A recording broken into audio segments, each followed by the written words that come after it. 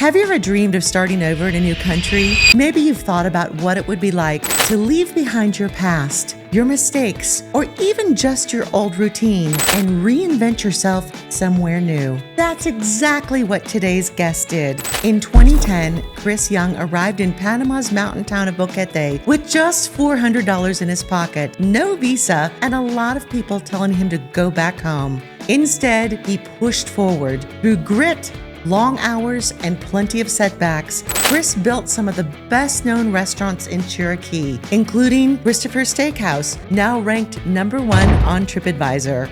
But his story doesn't stop in the kitchen. Chris is also helping his fiancée, Boquete's pioneer in dental tourism, deliver a world-class patient experience. Together, they're creating a powerhouse partnership that blends hospitality, healthcare, and heart. We're in Boquete today for this special Real Expats episode, and I can't wait to dive into Chris's incredible journey. Welcome to the Panama Podcast, from dreaming to doing. I'm your host, Melissa Darnay. If you want insider tips on living, investing, and having a blast in Panama, go to choosepanama.com and snag your free copy of Panama Uncorked. Chris, thanks for joining us today. Yes, thank you. What brought you to Panama in 2010? Well, first, thanks, ladies, for having me. You're welcome.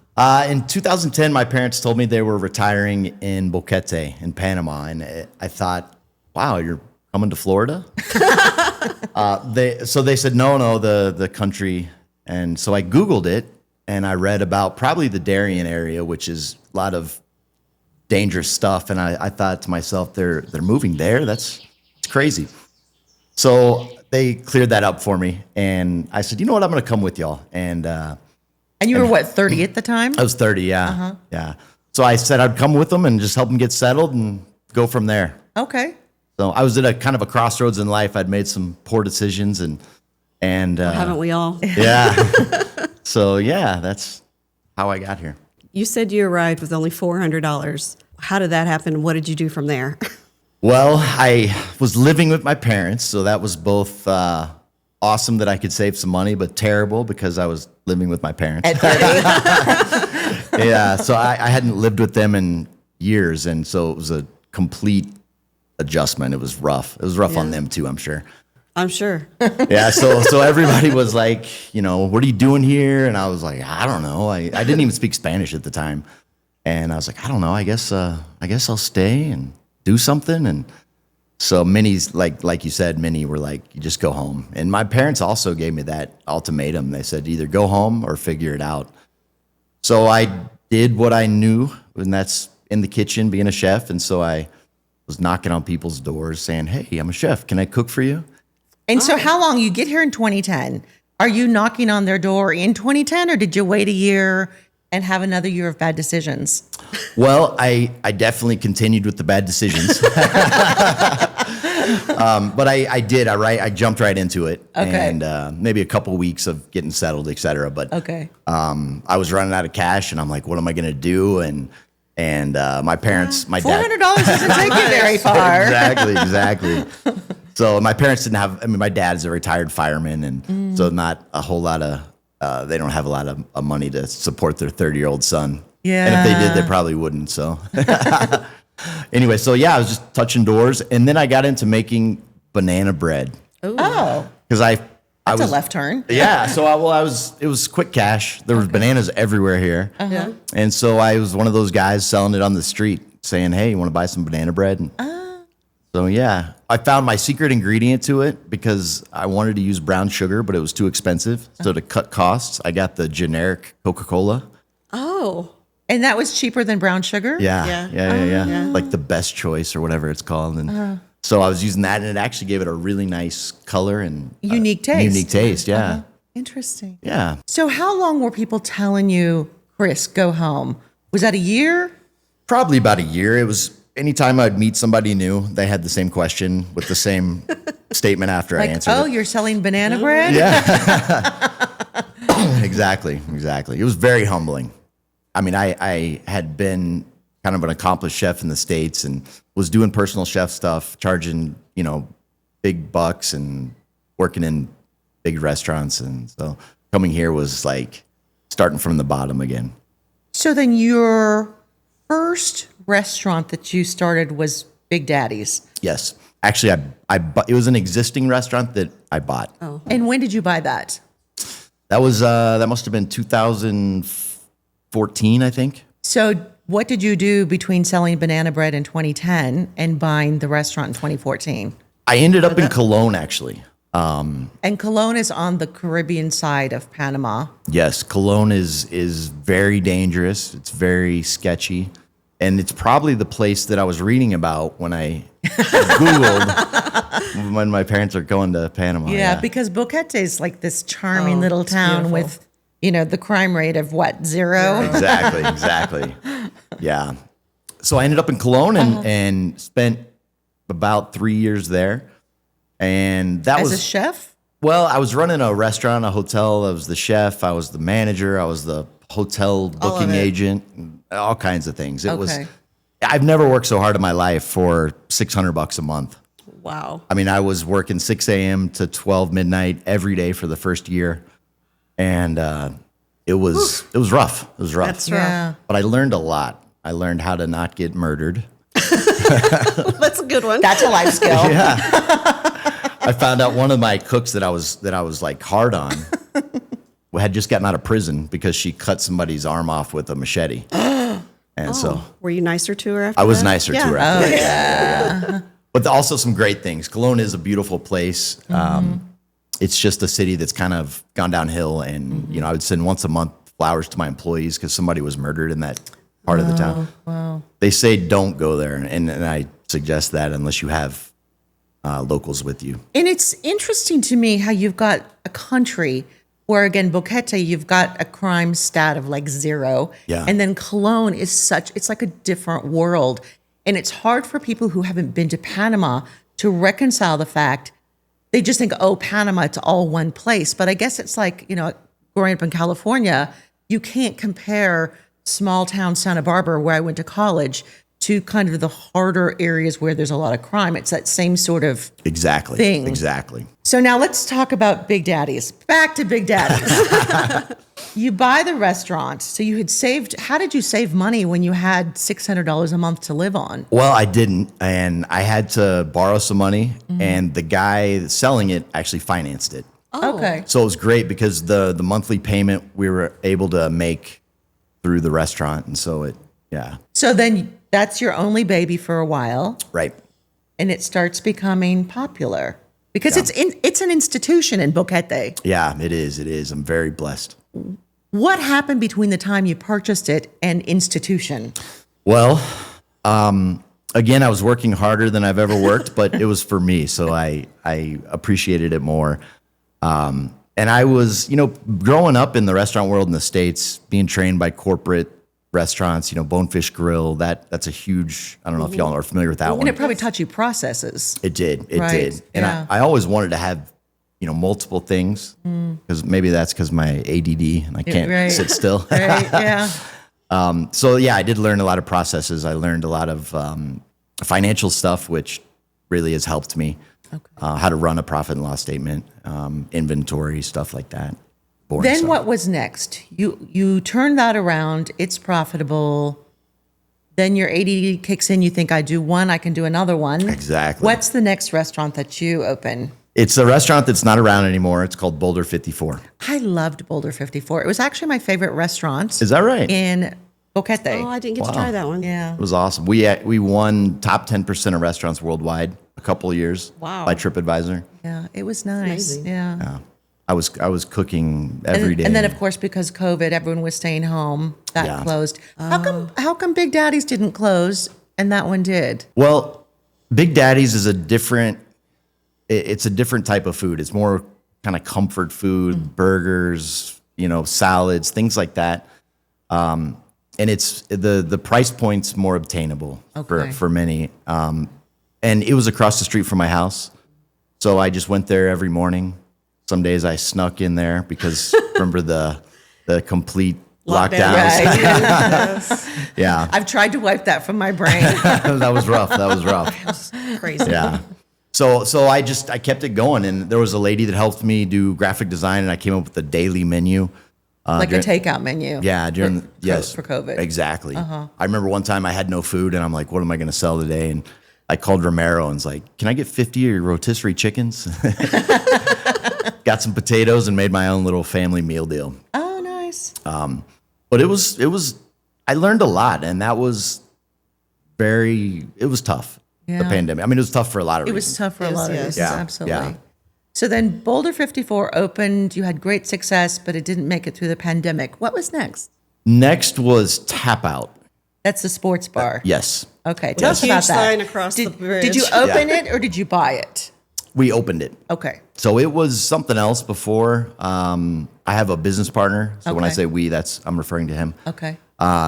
So we went in, and the way we were always worked was I would do operations and menu, and he would spend all the money on pretty lights and things like that. It's like a marriage. One person makes it, one person spends it. So I'd be a garage sales piecing together the kitchen. It was always something, good times. So what lessons do you think you learned from doing a sports bar? Because all your restaurants are very different. Comfort food, high end, now sports bar. Well, I learned that I didn't want to be in the bar business. Okay. It's just a different animal. It's completely, restaurants, people go for the food and the ambiance. And have wine or beer Exactly. or a cocktail along with it. dinner. Yeah, Yes. typically a Whereas little somebody more. goes to something like a Sports sports bar that they go for the alcohol. Yeah. And with a side of food. Exactly, which is very profitable, but dealing with the drama of drunk people, and it just wasn't my thing. When did you open Christopher's Steakhouse? We're coming up on 2 years ago. Okay. We just went there for the first time, which is It when was we met amazing, you a few yes. weeks ago. We were so And Wonderfully And I surprised, said, yes. why have we not been here before? This food is amazing. It was really good. It was probably one of the best steaks I've had in Panama. Wow, thank you. And Thank you. it came and we ordered the twice baked potato. It's amazing. And I'm just saying, in Tranya, twice baked potato, Yes. you'll thank me. Write me a note because it's so good. Yeah, that's one of my favorites. And Tirana is not like a prime cut in the States. It's No, not. it's not at all. But it's in Panama. It's the cut. Yes. it's the Yes. cut. It's the skirt steak. Yes. But it's here. It's in Tranya. It sounds so much better in Tranya. Can I tell you a funny story Yes, about that? please. So when I was opening Boulder 54, I had a graphic design guy that translated all my menus, and I had sent him in Tranya in Spanish, and he directly translates to entrails. Do you know Yes. that? Oh, I didn't know. I Yes, thought I do because I did, and I'm like, I'm not eating that. So for about a year, I didn't even notice it. I had entrails on the menu, on the English part of the menu. And And you're like, why isn't it exactly. selling? I'm like, why are the expats not buying this? So yeah. Yeah, but the skirt steak in the United States, you think it's fajitas, Right, exactly. right? But exactly. here it really is a cut of steak that you just and you serve it. What is that butter that you put on top of it? Oh, that is bone marrow butter. Oh my God, I was dreaming about that. We were trying to figure out what like is it doesn't taste truffle, but you can taste the Something. umami in it. It's Yeah. so good. So when did you get rated #1 on TripAdvisor? That's a big deal. Yeah. Yeah, probably about 3 months into it. Wow. 3 months in, wow. Yeah. Usually restaurants Congratulations. have a, start, but you got it in 3 months. Yeah, Well, he was experienced. That's true. I'm neurotic about that. Going to the tables, talking to them. And you did that with us. Yeah, That's how we that's met right. you, That's yes. right. Yeah. Did I ask you to do a TripAdvisor? No, you didn't. Will you do one, please? Right now, you have 3 restaurants in Boquete. Mm-hmm. And I've heard through a little birdie that you also have a restaurant on the beach in Puerto Armuelles. I do. What is that like? Because the 3 here are in one location. Yes. And for people like me, where is that? Excuse me. It's almost at the end of the road. You head towards Costa Rica, take a left, Oh, okay. and you keep driving until you hit ocean. Okay. Actually, Puerto Armuelles was one of the only cities in Panama that has been planned out, with engineers, etc. The Chiquita banana is the one that developed that, and the town has a lot of history. Every U.S. president before Nixon would go and visit. Einstein was there. There's a little neighborhood called Las Palmas there, where that was the executive housing. So they would call the wife when the husband was getting transferred and say, what's your color palette and how do you want your house and style of furniture? And so that was like the place to be. Totally out of our U.S. history books. That was Yeah. And no idea. amazingly, I've been in Panama for 13 years and I've never heard this story. Really? So I Yes. love hearing new stories. So I'm going to look into this and you're going to get another blog about this sometime in the future. It's a cool town. It's a cool town. When they left, when the union set in and they were like, we're out. Similar what happened in Bocas recently. Yeah. So tell us about your restaurant on the beach and how is it different? Well, the logistics on how to get products are very different. It's a heavily fishing town, so I can get shrimp and seafood a lot less expensive than I can up here in the mountains, for example. Makes sense. There's not a lot of farmers there, but there is here. So I could just go with Cisco or one of those big time companies and just streamline everything. But for me, that kind of takes away the specialness of the food. And now it does come with problems. The farmer has an invasion of some kind of bug and their kale gets all eaten. So then they're out and I have that on the menu. And then, consistency is very important. So it comes with its challenges, and over the years, I joke around and I tell people I'm not a restaurateur, I'm a fireman because I put out fires all the time. Exactly. But I love your farm to table concept of let's take something fresh, let's take something local, and let's make something delicious out of it. And I like the idea of having a restaurant that's the same restaurant, but different in two different locations, because then that makes, the marketer in me says that makes you want to connect the two and say, don't stop here. Go here. Exactly. The restaurant, but yet it has its own flavor. Yeah. I like that. We're going to have to go try that. We'll have to. Buying real estate in Panama isn't like buying back home. What you don't know can cost you. Before you search for properties online that might or might not be as advertised, go to choosepanama.com/contact and schedule a free 30-minute call. Our white glove service takes the stress out of buying abroad. Probably for 20 years, people have been saying Puerto Moyes is going to explode, and You're still waiting? It's still waiting. You opened that about 7 years ago, but logistically, it's a little further away. How do you handle the logistics of it not being here in your backyard like your other restaurants are? Well, that's a great question. I got a third partner in that. Who the idea initially was there are three of us, we would take turns babysitting, if you will. Mm-hmm. It became too much for me. And I ended up selling a lot of my shares in that. I kept some and I still go down and I help the kitchen and do events and whatnot. But without that third partner, we probably wouldn't even have it anymore. And he's more of a technical guy, like a maintenance type stuff. He's amazing at that. So being on the beach, things break, salt water. Yes. So we really wouldn't have survived without him. So at what point do you go from being the guy who owns a restaurant to being a restaurateur? When did that switch happen? It was just kind of one day I was sitting there, bird's eye view of what had going on, having a coffee, and I was like, wow, I'm not a chef anymore. This just happened. And you didn't live with your parents anymore, Exactly. right? That was the driving force to get me. And now no one's telling you to go home. Exactly. I'm getting calls occasionally like, hey, will you open this for me? And let's partner in that. And it feels good.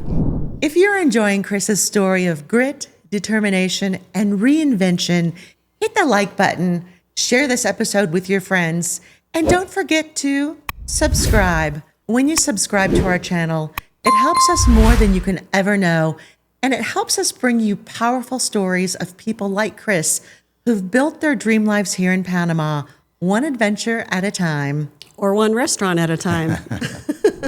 So then aside from now, you've got your 3 sit-down restaurants in Boquete, and you've got your sit-down on the beach. Now let's talk about Pollo Loco. Pollo Loco. So my idea, I've never done fast food before. And I saw like a Chick-fil-A is something that everybody loves. So I stole some of their marketing ideas with the cows and the chickens. Panamanians are their humor is very different. And like cheesy is funny. And so I'm just the king of cheese ball. Yeah. And it's funny, I'm not a fast food person. I never go to fast food. But one day we were desperate for a bathroom. So we went in and we got some cookies. Oh, cool. So you have to buy something if you're going to go in and use the bathroom. Yeah, so that was just a few weeks ago we were there. It's a beautiful place. It was separate. It was clean. Yeah. It was nice. My girlfriend helped me design that. Okay. The exterior, yeah. Your fiance. My fiance. You're in trouble. So looking back, which of your restaurants was the hardest? Well, they all had their own unique challenge. Like children. Yeah, exactly. And they were all in different states of growth as well, if you want to use the children analogy.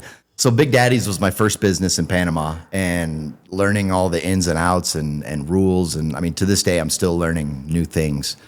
AI has really helped me a lot to navigate some of that stuff. How has AI helped in restaurant world? Well, like for example, the health department, they're called Minsa here. They come in and they say whatever, like you need to have an employee shower, for example. So I look it up. Is that right? And I learned that don't correct them on the spot because then you'll get more headaches from them. Yes. But I just take what they write and run it through AI, and it shows me what's right, what's wrong, and you can also find loopholes with using AI, which is interesting. clever. Yeah. How's your Spanish? Pretty good. Good. It's I'd say I'm 80%. Okay. That's good. A work in progress. Yeah. But that's great. Do you do a lot of your day-to-day conversations in Spanish Yes. because of the workers? Yes. Okay. Yeah. I do very little in Spanish, so it's taking me, even though I've been here 13 years, I'm now probably on a scale of 1 to 10, I'm a 5. Okay. Well, it's not easy learning a new language. Yeah, it's hard learning a new language. Yeah. And a lot of people who just come here to retire, like, do your parents speaking Spanish? Well, my dad does because he grew up in San Diego on a dairy farm where all the workers were Mexicans. Yeah. Yeah. So he had to relearn it, but it was a lot easier for him. Right. Once it's already somewhere in your brain. Exactly. My brother, who has Down syndrome, he can order chicken fingers and fries in Spanish. Oh, wow. So that's pretty cool. That's neat. It's about the extent of his Spanish, but That's enough. the important stuff, right? I was sitting here trying to think if I could do that. Chris, can you tell us how important community support has been here for you in Boquete? It's been amazing. The people, as the new kid on the block, so to speak, a lot of the expats have come and just, helped me dine in the restaurant, given me pointers. Sometimes they give me too many suggestions. Too many suggestions. But I can always find something good in their suggestions. And I honestly prefer negative feedback over positive myself, because positive I can't improve and negative I can work on to be better. Right. Positive feedback, you feel a nice warm feeling for about 30 seconds and then you never think of it again. Exactly. But negative can stay with you and stay under your craw for a while until you either say, okay, I'm not going to take it, or I'm going to take it and change something to make myself better. Exactly. Yeah. Exactly. And that's hard to do, to look at yourself and say, That is hard to do, Fix but good for this. you for doing that. thank you. I have one more question about the restaurants. Do you sell the banana bread in any of them? No, I No. don't. Actually, I hadn't even thought about that. But Oh my goodness, you got to. Yeah, that's in the- every one of your restaurants, you need to sell your banana bread. This is Chris beta version. yeah, we should. That's how it all started, I That's guess. how it all Yeah. started. Yeah. The journey. Yeah. Yeah. The triple B, the banana bread beginning. I like And then that. she's going to ask you for a commission. Okay. Can I pay you in banana bread? Banana bread, sure can. Okay, let's talk about your fiance. Switch gears for a minute. How did the two of you meet? So I had a mouthful of teeth that looked like Shrek, probably. Your teeth are beautiful. Thank so you. if she did those, she's a great dentist. Wow. She did. She did. Wow. Yeah. The before and after pictures are shocking. Okay, I want to see them now. I'll show them to you. So I ended up, I've always had teeth problems, and it's my own fault for not using the night guard, as the other dentists have said, use the night guard. Yes. And, that's a pain sometimes. It is. Anyway, so my mom had told me, hey, there's this, she was trying to play matchmaker. There's this single. Not a mom. She would never do that. Exactly. Single pretty dentist over here in this area. And so I was like, well, I need a dentist. And, I had just gotten out of a long-term relationship, and I was almost at the point where I was ready to maybe get out there and see what's happening. So I went, and I didn't know she had a partner. And this guy came out and was like, come on back. And I'm thinking to myself, That's not the pretty young thing. Wait till I talk to mom. yeah. So yeah, I ended up, long story short, I ended up meeting her through Facebook, actually. One night I was on looking at stories or whatever, and I saw her name. It's a very unusual name. It's Dagmar. And she popped up on my feed. That's her first name or her last name? Her first name. Okay. So I looked at, I was looking at her profile, kind of stalking it a little bit. It was midnight on March 31st. And I saw that she was from Puerto Moyes. And as I have that connection, I'm like, oh, let's chat her. So chatting her at midnight, I did not expect a response until, I think it was maybe even a weekend or something. So immediately she gets back, hello, Mr. Christopher. And I'm like, oh, what is this? So we just started chatting from there, and one thing led to another, and we started dating, and she did my mouth in the middle of all that. And about the year anniversary of our first date, I asked her to marry me. And she said yes. She's a big painter. Okay. So I took her out in this beautiful area, which is easy to find here in Boquete. Yes. And I got two. It's hard to find. Exactly. I got two canvases, and we were kind of like facing each other, and I drew like a stick man and a stick woman. And then I, like a third grader, will you marry me? Oh. So I had just started doing CrossFit, and I was sore as can be. And when I went down on one knee, I almost fell over. Oh, no. It was pretty funny. So then when did you start working with her? Probably, well, so we both we love business and we're both entrepreneurs. And so I was just throwing her ideas, and she was probably like, my business is successful. I don't need your help. Stay in your lane, restaurant guy. Exactly. So one day I don't remember how the subject even came up, but about dental tourism. I loved that idea. So the kind of the hospitality side of me is able to, make the guest feel warm and welcome, pick them up at the airport, help them with their needs. On top of living here, I know the lay of the land, so to speak, so I can help the people. And Panama, as small as it is, you always can find a guy or got a guy for always something. got a guy. So yeah, For sure. So we started doing it, and I just started randomly throwing up ads in cities with direct flights and started getting people. And I would say 6 months into it, we're still not completely organized or set up, but it's just been happening. So how much time do you spend between, you've got 4 restaurants and now you're doing this. What does the time split look like? Well, I surround myself with people smarter than me. Okay. That's my secret. Okay. And so if you were to follow me around one day, you might get bored, because I just you'd realize I don't do as much as maybe some people think, because I put in place a lot of things to be able to not be there. Oh, that's good. And I always want to delegate to the point where I'm not deep in the operations, which it took me a long time to figure that out. And it's hard to let go. It is. It really is. And so, my management team, they make mistakes just as I do, and we talk about it. They're open to listening. And so, as far as my time, I start in the morning at Big Daddy's. In the afternoon, I'll go to Christopher's. And then around late afternoon, 4 or 5 o'clock, I'll go to Pollo Loco. And that's the time. It's right next door to Dagmar's office. So about that time, she'll be finishing up, and then I'll go say hi to her, and we'll recap and then go home. So you're working kind of normal days. I am, which is incredible for my industry. Right. It is. So many years I worked, early morning to late night. And here in Panama, the work schedule's 8-hour days. Right. Now, if you've ever been in a restaurant, like It's not 8 hours a day. Exactly. Oh, my 8 hours is up. I'm going home. But we just had a bus of people come in. Exactly. Yeah, so it's going really well, considering we haven't completely put all the pieces together.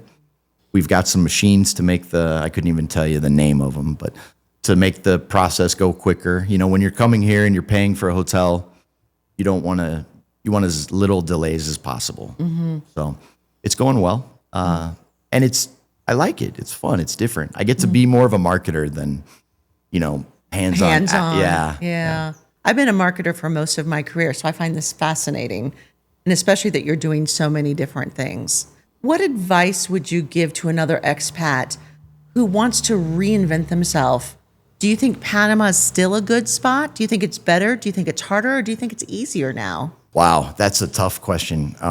I would say just do it. Really, just That's what I've been saying now. Just do it. Yeah, if you Just do it. if you try to plan it, Nike, are you listening? so if you try to plan it, you're gonna come up with reasons why not to do it. Exactly. And so you just come and as far as getting into a business, you really need to have the right lawyer. There's a lot of false information out there. Right. And so many people think that the internet is the end all be all. And one of the things I say all the time is there's a lot of bad information, Yes. old information, wrong information, clearly made up information on the internet. So you do have to have somebody who knows what they're doing.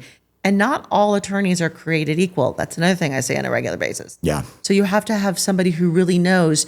And I think it's going to be different to get like a restaurant or business attorney than to get an immigration attorney, because those are two different things. 100%. And most of the lawyers I've talked to about the restaurant stuff, they have no idea, which is amazing because the amount of restaurants in Boquete and Panama, That is hard to believe. it's like a sport opening a restaurant. You're right. You're right. Sometimes I think because Panama is still such a young country, because it started over when the Americans gave the Panama Canal back. Right. They started over. And so 2000 was year one. It was like they're a 1-year-old. So now at 2025, it's like, imagine a 25-year-old kid. They don't know anything. Right. So there's a lot of laws that haven't been tested yet because the Constitution was from the 1970s. I don't remember the exact year. In the United States, that Constitution has been pushed and pressed and tested so much. And so I amended. think a lot of times there's not a law that will cover things. So when you ask someone about a law, and this happens to me a lot in real estate, if we're doing something out of the box, there isn't a law to cover that. It's a gray area and no one really knows. And it's not that you have a lot of stupid people, but there's just not a law that covers it. And 100%. probably the same is true in the restaurant world. Exactly. You're exactly right. So finally, Boquete is so special to you. You've now been here for 15 years. What do you think makes this town so special? I like the quaintness of it. I've never lived in a small town before, and that's a double-edged sword for sure. You have to be good. Exactly. Because if I'm not good, I hear about it. And sometimes when I am good, I still hear about it. So. But yeah, it's magical here. It really is. As I travel around the country to see other parts of Panama or even outside the country, I realize how amazing it is here. It's a simple life. It's a stress-free life if you are not in the restaurant business. But it's just the people are nice. They're So nice. They're a little fake sometimes, but they're nice. They mean well, and I just really like it. I like the culture, and I would suggest anybody looking at coming here definitely learn the language as fast as you can, because that'll really open up doors for you and understanding the culture and understanding that mañana doesn't mean tomorrow. It just means not right now. Not right now. Yeah. So understanding that will really allow you to be more patient and understanding and make your experience 100 times better. Okay, great advice. And when you come to Boquete, make sure and try one of Chris's restaurants. Of course, our favorite is Christopher's. Yes. So that's my hands down recommendation. We're going to do a TripAdvisor review so you can see it. Chris, thank you so much for joining us today and for sharing your incredible journey. Thank you. From arriving in Panama at the age of 30, broke, to now owning some of Boquete's most beloved restaurants, and now creating a future with your fiancé that's completely different. You've shown us what grit and determination and having a dream can truly accomplish. And to you, our listeners and viewers, I'll leave you with this. What's your dream? If you think your dream might be Panama, we're here to help. Until next time, see you in Panama.